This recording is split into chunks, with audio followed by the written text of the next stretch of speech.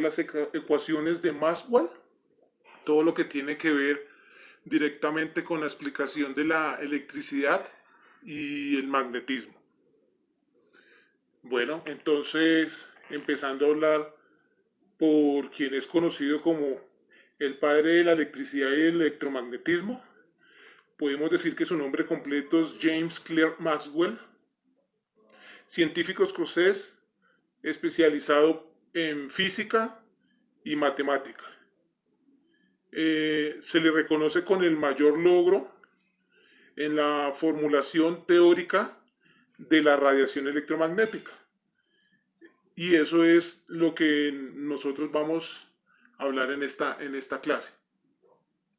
Empezamos a decir que existen o existieron inicialmente 20 leyes, de las cuales se consolidaron en 4, y estas son las que vamos a hablar aquí en la clase. Las primeras 2 nos especifican el área de estudio de cargas estáticas. La primera ley entonces habla, o se conoce también como la primera ley de Gauss para el campo eléctrico, en donde me especifica que el campo eléctrico está directamente relacionado, es directamente proporcional con la carga eléctrica, y lo podemos definir como las fuentes del campo eléctrico son las cargas eléctricas. Entonces, si tenemos una carga eléctrica, las líneas o las fuentes las fuerzas con las que se van a mover estas cargas son directamente proporcional a la carga la que hace la carga principal, o a la que dependen estas fuerzas. Esa es la primera ley de Gauss. La segunda ley también es de este mismo científico, y lo que nos habla ya no es del campo eléctrico, sino del campo magnético.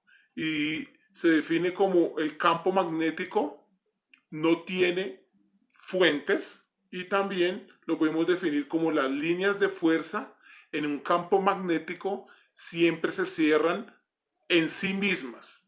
Entonces podemos ver que la segunda ecuación en cuanto a campo magnético nos dice que va a ser cero. ¿Qué quiere decir?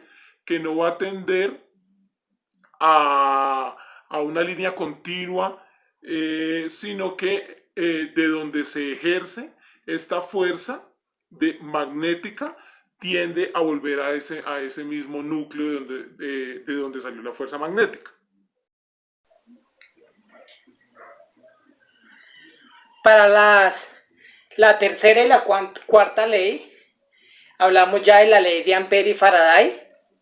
La diferencia de esta ley a las dos anteriores es que en esta ley estamos hablando ya de partículas que se desplazan, es decir, que con partículas con movimiento, con un delta de tiempo. Y para hablar de estas leyes hablamos inicialmente de la ley de Faraday, y también hablamos pues la ley de Ampère.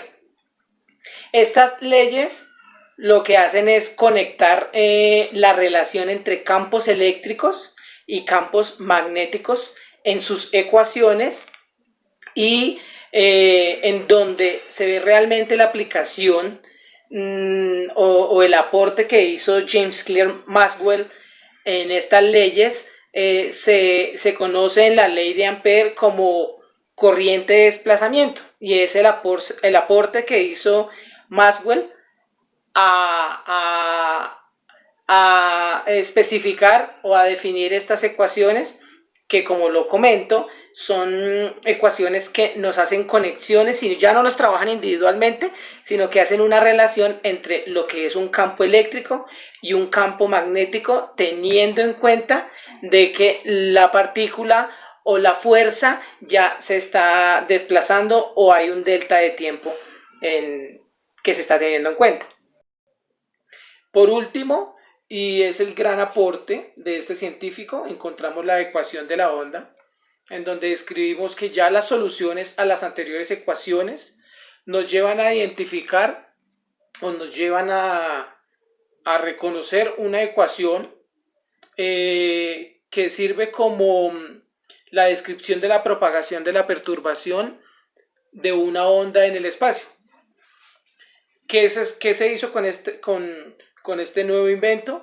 Se identificó cómo se mueven las ondas o cómo viajan las ondas en el espacio, y lo que contribuyó específicamente a este invento fue a la revolución de las comunicaciones y a la comprensión ya total de cómo se comportan tanto los campos eléctricos como los campos magnéticos. Eso es en sí lo que podemos hablar de las ecuaciones de Maxwell. En conclusión, son 4 ecuaciones más la ecuación de la onda, que, como lo hicimos en las conclusiones, nos da un gran aporte a lo que entendemos hoy como las comunicaciones, cómo funciona la electricidad y el magnetismo, cómo se comportan, cómo se relacionan entre sí. Y también podríamos entender un gran aporte a la aplicación y funcionamiento de la óptica.